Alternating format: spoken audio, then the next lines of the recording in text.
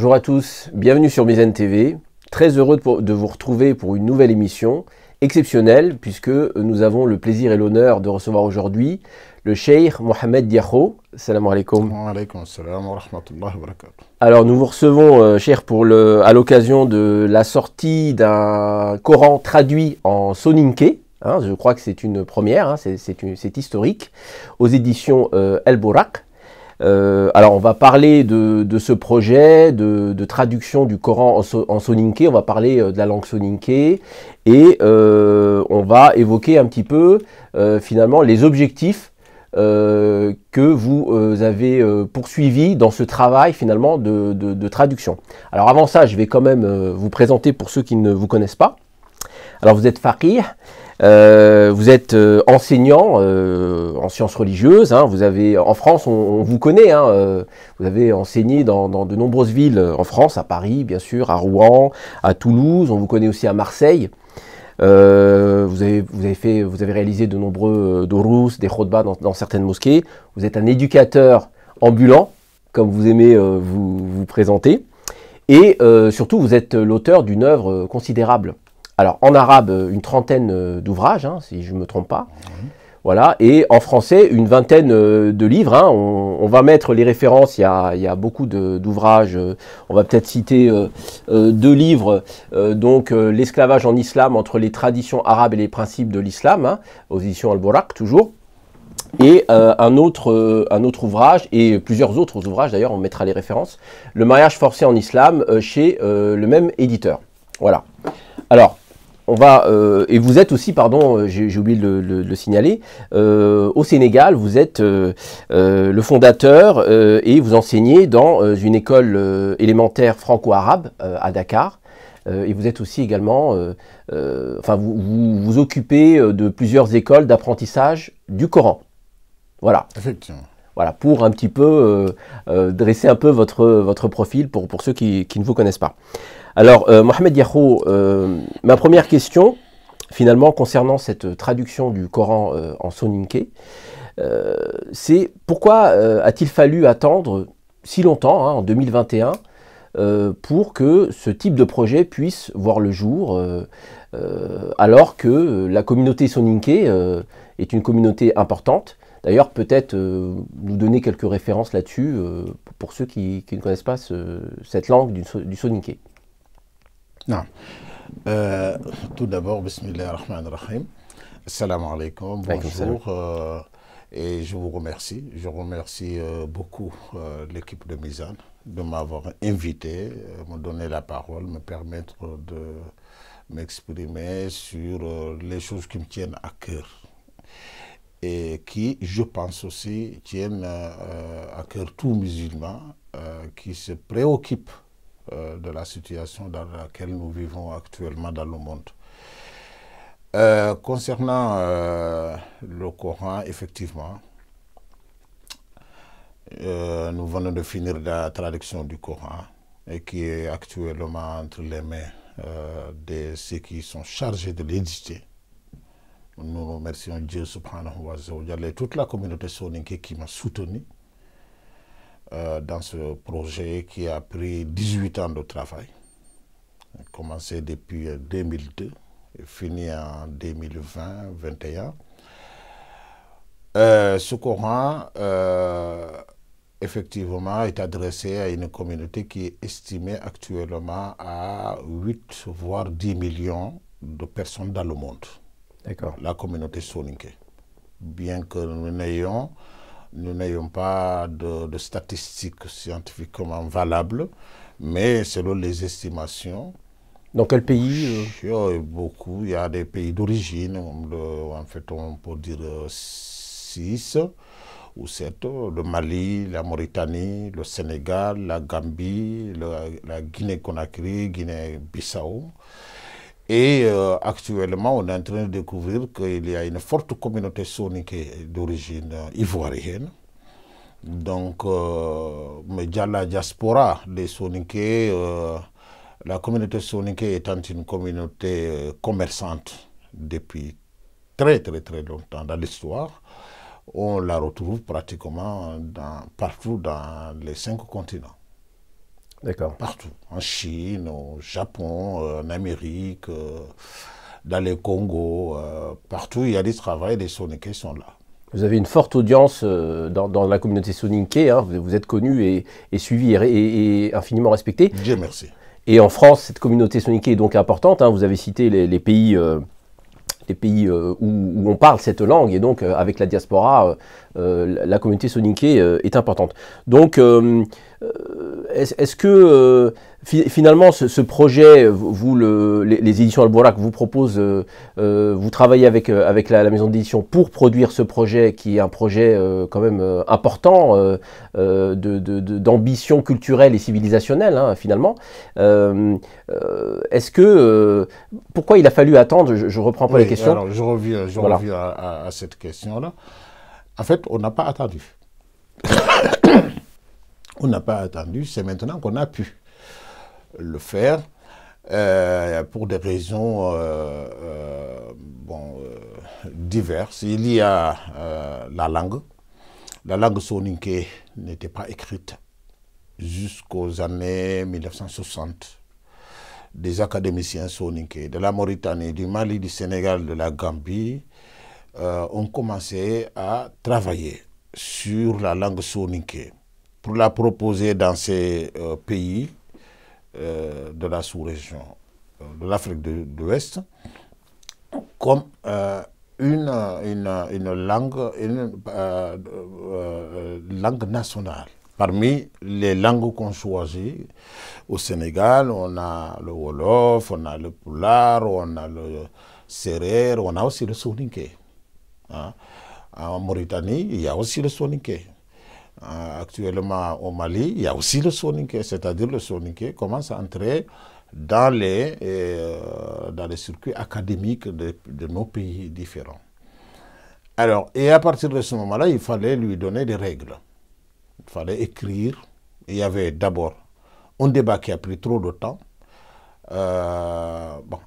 Allait-on choisir par exemple l'alphabet arabe, puisque la communauté musulmane, la communauté soninké étant essentiellement, on est à peu près 99% musulmans, et en plus on a beaucoup de cadres arabophones, beaucoup plus de cadres arabophones que de cadres francophones, ou encore le français.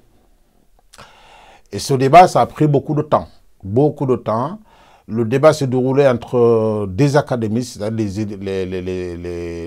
étudiants soninké en Égypte surtout, et les étudiants soninké en France, Sorbonne, etc. Bon, dans les académies africaines.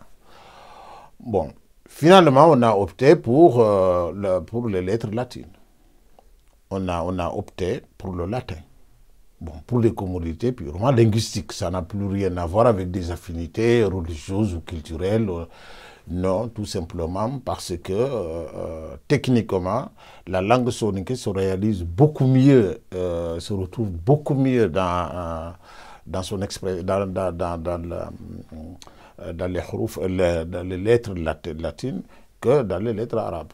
D'accord. Voilà. Donc fixation de l'écrit de la langue soninké qui a pris un certain temps. Ça a pris beaucoup de temps. Et jusqu'à présent, on est encore là-dessus. Voilà pourquoi, lorsque j'ai écrit mon livre, je l'ai donné à une commission de sages, d'académiciens, composée de 8 spécialistes, des théologiens, des linguistes, des sociologues et des anthropologues, pour relire le Coran. Et éventuellement, de voir l'écriture, les règles que j'ai appliquées. Bon, et aussi des membres de proposer souvent des changements. Bon. Alors, quelles ont été les difficultés que vous avez rencontrées finalement dans ce travail de traduction du Coran en soninké?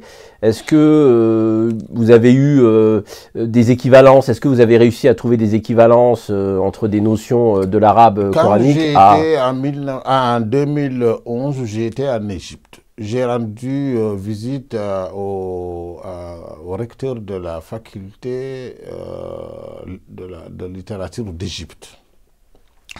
J'ai discuté avec lui, je lui ai demandé, je lui ai dit, il faut aider les Africains à étudier bien leur langue dans un cadre universitaire. C'est très important. Pourquoi?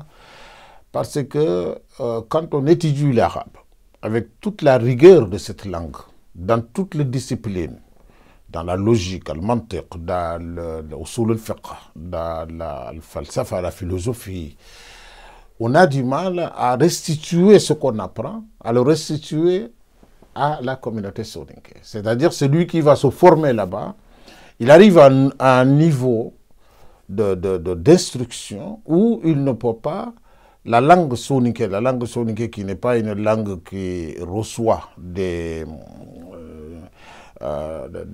sciences qu'on étudie à travers elle, des sciences et des matières difficiles, etc. On a du mal à expliquer certaines choses, même dans la religion. Hein, et quand on parle de umum, de khusus, de mutlaq, de muqayyad, mujmal, etc., mafahim, khafiya, ou zahira, on a du mal, c'est vrai, effectivement. Alors, ça fait partie des difficultés que j'ai rencontrées, parce qu'il y a beaucoup de concepts dans le Coran. Et ces concepts-là, jusqu'à présent, ne sont pas rendus d'une manière scientifique en langue soninké. Et moi, je ne voulais pas non plus faire de la traduction du terre à terre, c'est-à-dire, voilà, on va dire... bon, et ça m'a fatigué beaucoup. Vous avez créé des néologismes en soninké? Oui, beaucoup. D'ailleurs, j'ai un ami ici, le docteur Ousmane, qui me le dit toujours. Il me dit que, bon, voilà, il y a une... Alhamdulillah, j'ai créé beaucoup de néologismes. J'étais obligé de le faire. Parce qu'il y a beaucoup de mots... Figurez-vous, par exemple, que les soninké, jusqu'à présent, Al-Qabr, ils disent Qabre, Jahannam, ils disent Jahannaba, Al-Jannah, ils disent Al-Jannah. Donc ça, c'est beaucoup. Et pour moi, c'est un grand défaut. C'est quelque chose, c'est un manquement, parce que ce sont des mots qui recouvrent des concepts. Et ces concepts-là, tant qu'ils n'arrivent pas, tant que le mot ne draine pas avec lui le concept qu'il couvre, on peut dire que jusqu'à présent, les soninké, la moitié du message islamique n'est pas arrivé aux soninké. Donc pour que le sens, pour qu'ils accèdent au sens... Il faut que le mot, il faut que, comment on dit, il faut qu'on décode le mot pour eux. On le dit en soninké, pour qu'ils commencent à penser qu'est-ce que ça veut dire qabr. La tombe. En arabe, qabr. Et si le soninké dit khabouré, bah, il va prendre le mot. Mais qu'est-ce que ce mot couvre? Et si tu lui dis al-iman, le français dit la foi, et le soninké dit l'iman encore. Alors, qu'est-ce que le mot iman couvre? Première difficulté, il ne faut pas revenir au dictionnaire soninké, parce que le mot n'est pas soninké. Donc, il faut aller au dictionnaire français, arabe. Et tout le monde n'est pas arabisant. Donc le mot reste comme ça, employé, il devient un mot culturel. Allah, hein, al-hajj, hiju, salatu, saleh, zakatu, jakka. Vous voyez? Donc ça m'a créé vraiment beaucoup. C'est pour cela que le travail a pris 18 ans. A pris 18 ans parce qu'il fallait que chaque mot je réfléchisse, que je pose des questions à des anciens. Et bien lorsque je ne trouve pas, j'essaye de m'approcher du sens premier du mot, c'est ce qu'on appelle le ma'na al-lughawi, ensuite du sens épistémologique, etc. Et ensuite essayer de tirer quelque chose moi-même de ce mot-là et bien de le proposer au soninké, dire voilà pourquoi on ne va pas appeler ça comme ça. Il y a des dictionnaires en langue soninké, vous avez... Oui, il y a quelques dictionnaires, mais bon, qui restent encore à refaire, à parfaire. Et moi-même, j'ai quand même fait un petit dictionnaire de 1200 mots, mais de termes religieux. De termes religieux, voilà, on travaille, on essaie de travailler.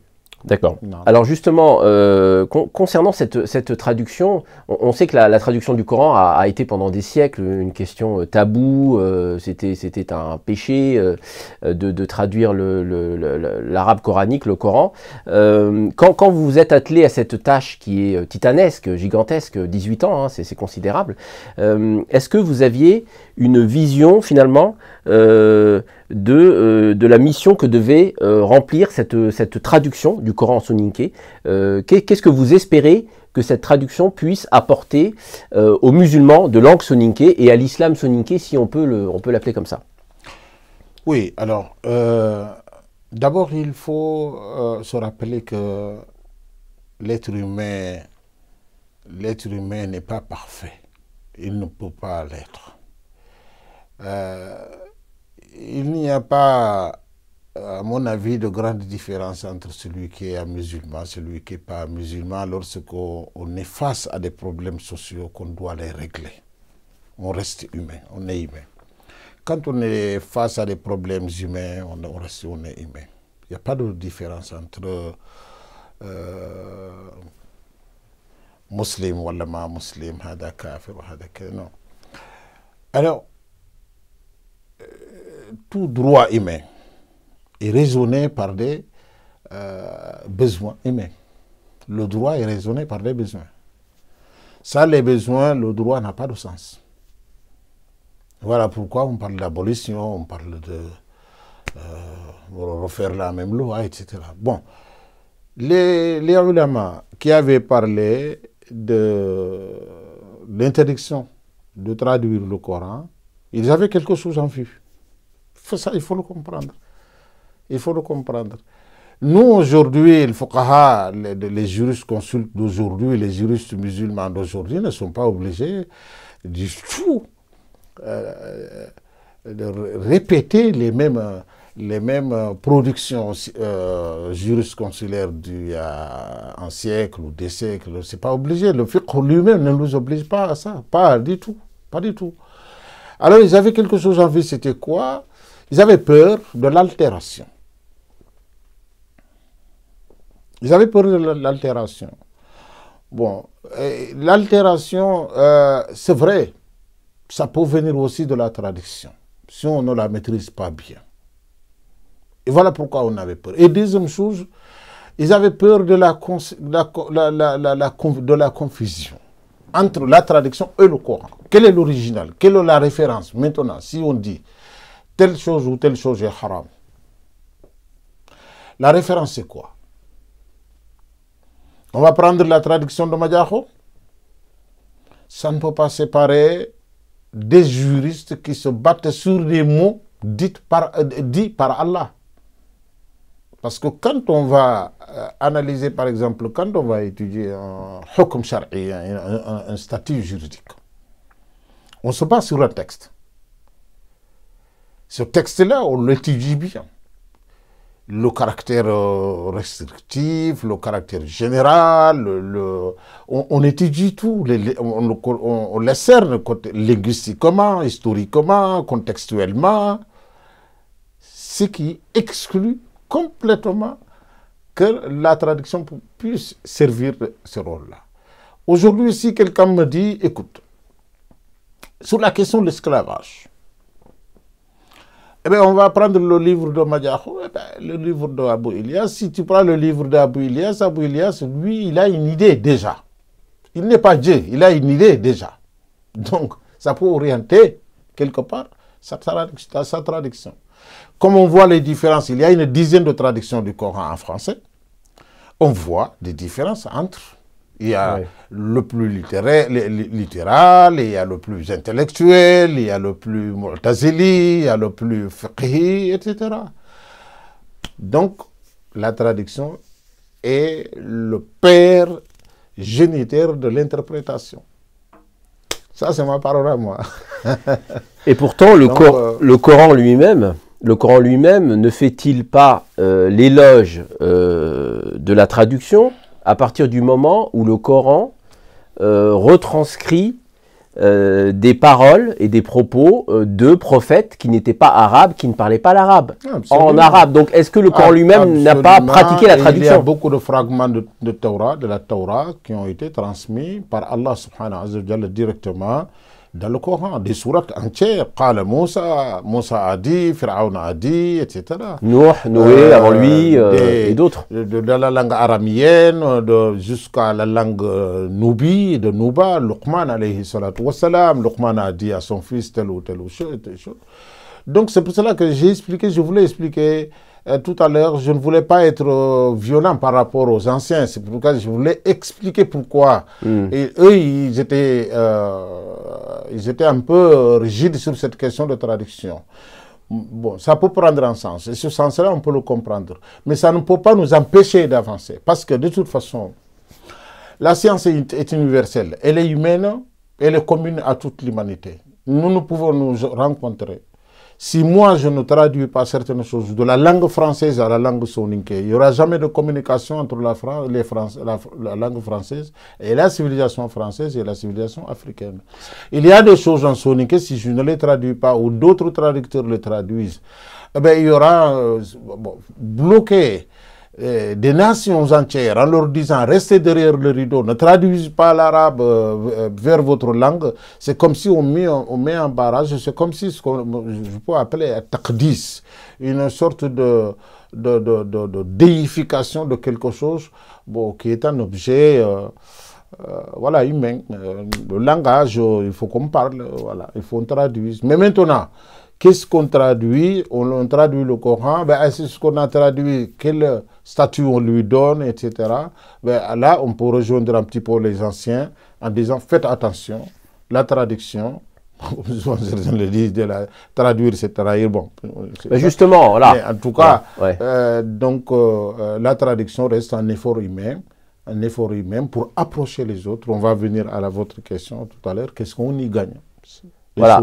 Vous dites finalement la traduction c'est un pont. C'est un pont entre les hommes. Entre les civilisations. Entre les civilisations, entre les hommes. Entre les civilisations et les hommes. Et là, je profiterai pour parler des pourquoi. Et qu'est-ce qu'on attend de tout ça? Premièrement, les Soninké, à partir de cette traduction, peuvent s'approprier leur propre islam. Sortir de l'influence arabe? Oui, absolument. En tout cas, je l'espère.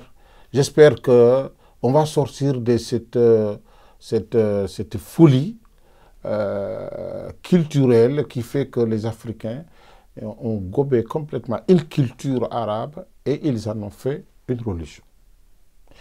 Et beaucoup de nos frères arabes n'ont pas compris que libérer les Africains de cette situation culturelle est beaucoup mieux et c'est beaucoup mieux que de les tenir tout le temps en train de leur dire « Ah, Khalil il a dit, Maziri a dit, oui, ça c'est le madhab al-Maliki, ça c'est le madhab al-Shafi'i. » C'est là...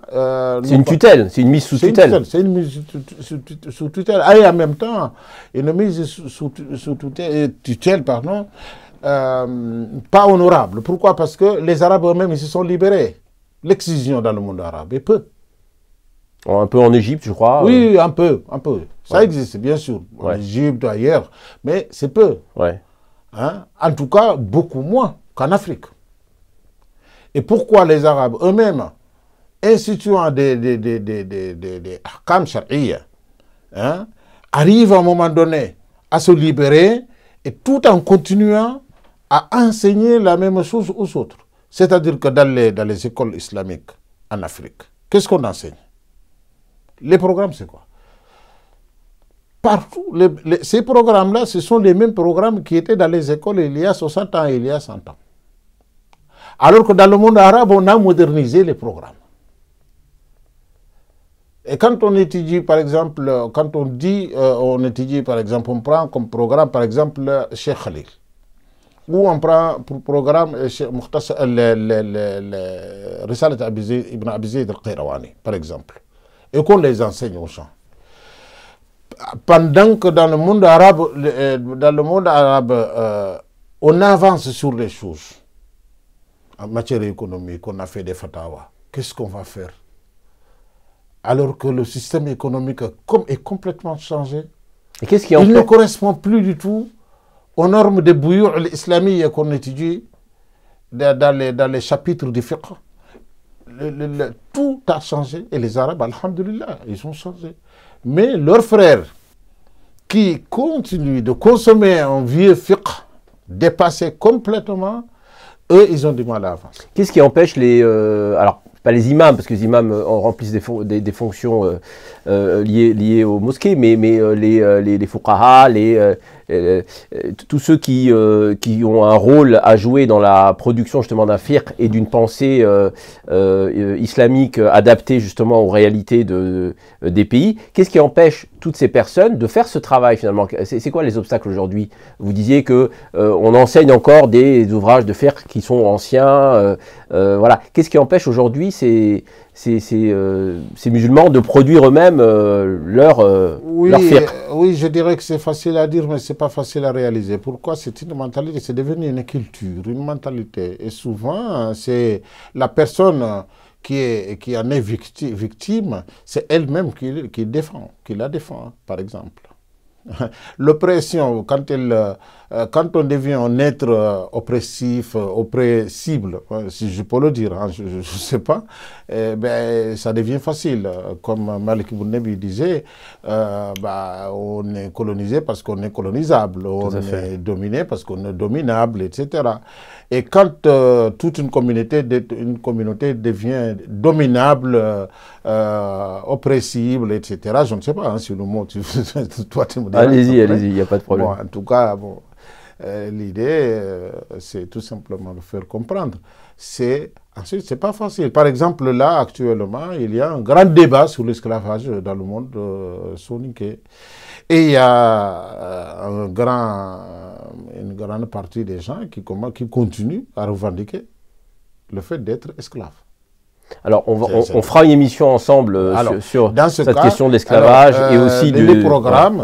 Et quand tu vas changer le programme, on a des problèmes avec les femmes sur l'excision. Est-ce que beaucoup de gens savent que le problème de l'excision en Afrique, ce n'est pas les hommes?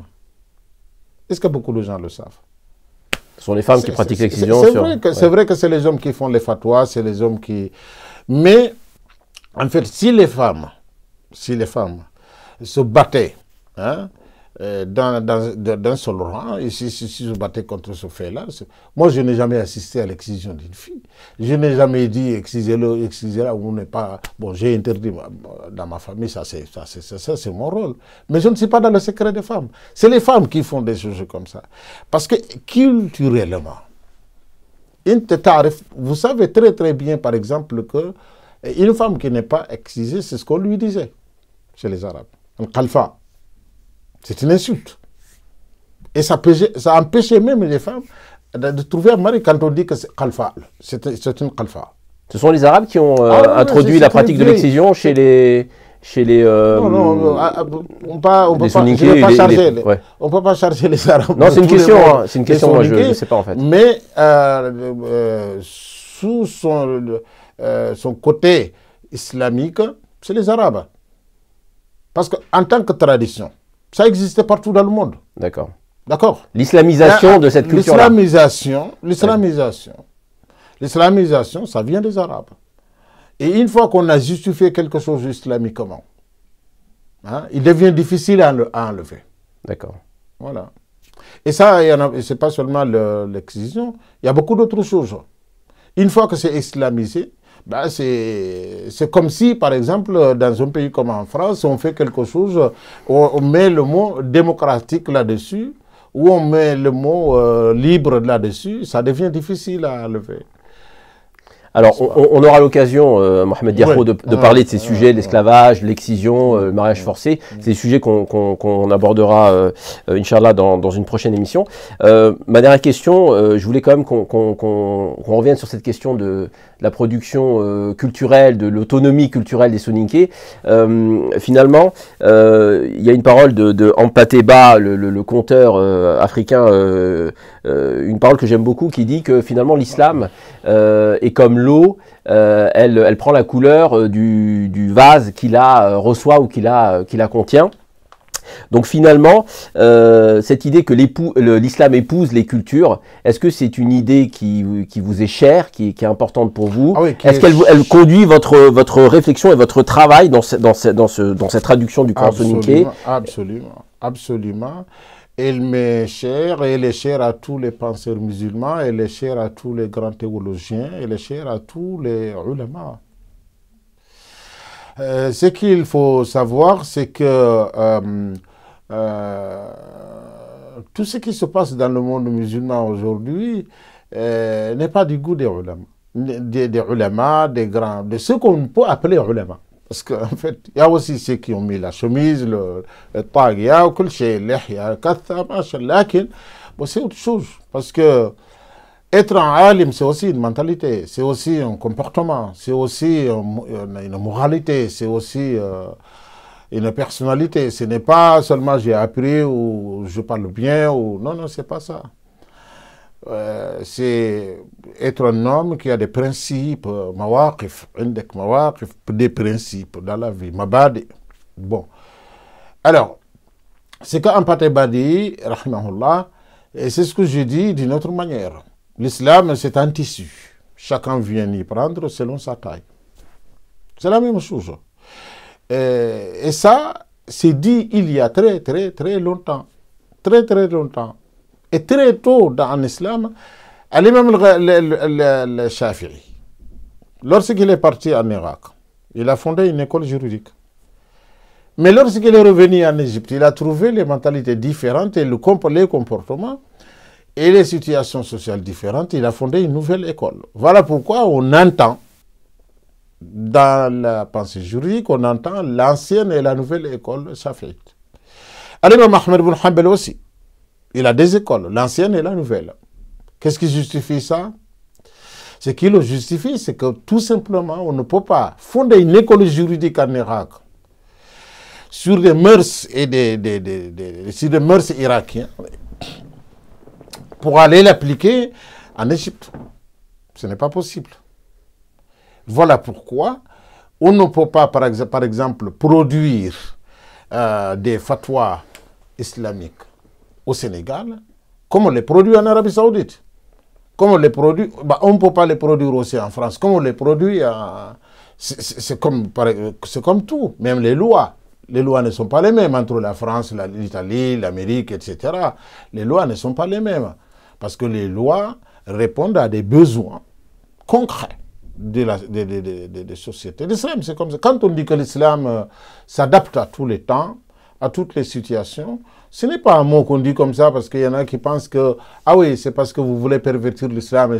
Non, c'est ça. Ça, c'est Ibn Qayyim al-Jawziyya, rahimahullah ta'ala, un des très, très, très, très grands ulama du 7e ou 8e siècle, les Hijri, taban. De l'an hijrien, ouais. Voilà. De l'année hijrienne. Les Hijri. Taïb, qui l'a dit, le fatwa, il faut que le fatwa soit conditionné بمقتضى الزمان ومقتضى المكان ومقتضى الحال.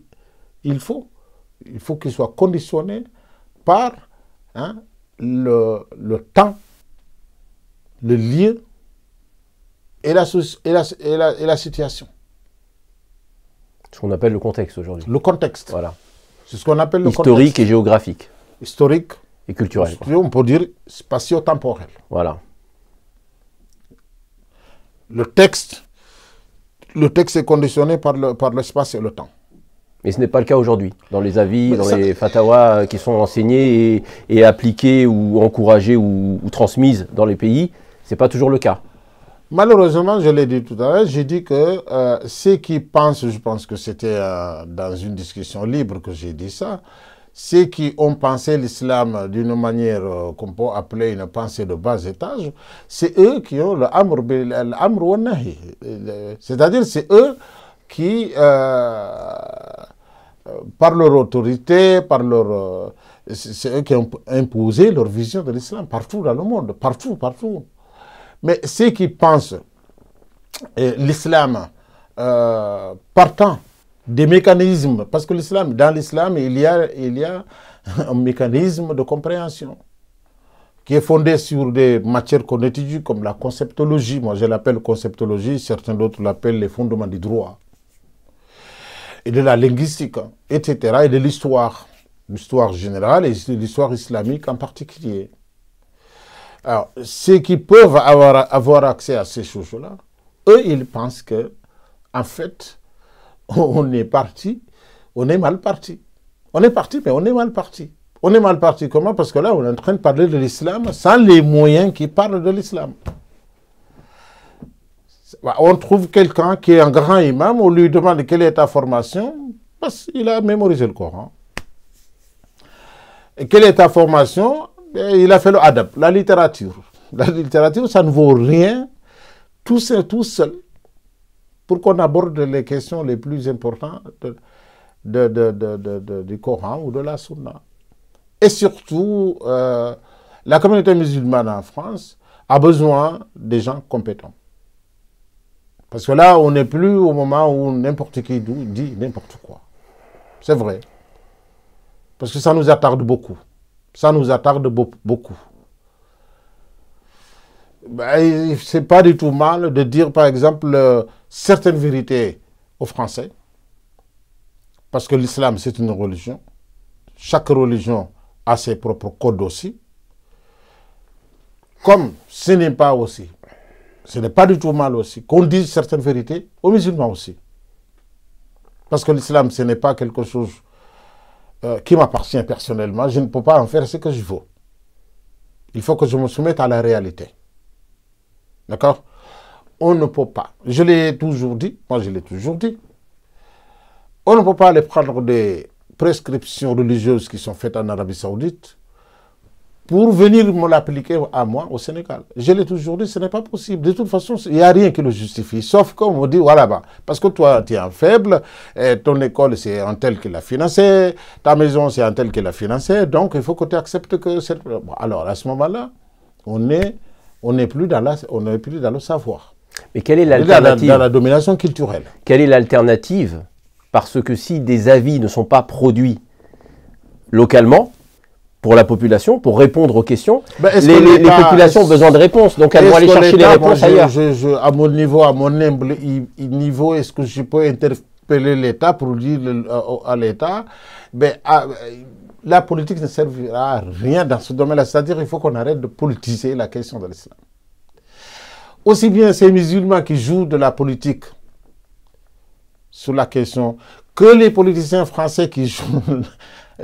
cette question-là joue en politique. Je dis que ça, il faut mettre les moyens, produire des penseurs musulmans libres, pas des penseurs musulmans politiciens, des penseurs musulmans libres, hein, pour qu'on puisse crédible aussi dans la communauté.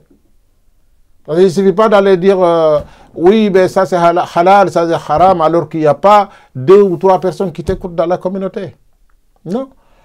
Et ça n'arrange pas l'État français. Ça n'arrange pas parce que si jamais la France table sur des personnes, ils mettent de l'argent là-dessus, ils mettent des biens, ils mettent toutes ces forces là-dessus. Et ces personnes-là ne sont pas écoutées dans la communauté, on ne sortira pas. Il y aura tous ces enfants-là qui pensent que la voiture des kafres, je peux la brûler. Parce que la culture de la délinquance aussi, elle est chez nous. Elle est chez nous, elle est dans notre propre culture. Il ne faut pas se voiler la face. Mais il faut déjà être capable de détecter ces choses-là et de proposer des solutions et que l'État les aide. Et qu'on arrête de cogiter, de parler avec des gens qui n'ont aucune prise sur le terrain. Eh ben, c'est un vaste sujet, en tous les cas une réflexion très intéressante. Mohamed Diakho, merci beaucoup de l'avoir partagé avec nous. On aura l'occasion, Inch'Allah, de reparler de ces sujets de fond, hein, et notamment des sujets dont on a parlé tout à l'heure. Merci beaucoup d'avoir accepté notre invitation. Merci. C'était un honneur. Merci de nous avoir suivis, à notre public de nous avoir suivis. Je vous invite à diffuser cet entretien, à le partager, à vous abonner si vous n'êtes pas encore abonné à Mizan TV. Et j'aurai certainement le plaisir de vous retrouver très bientôt sur Mizan TV. Merci.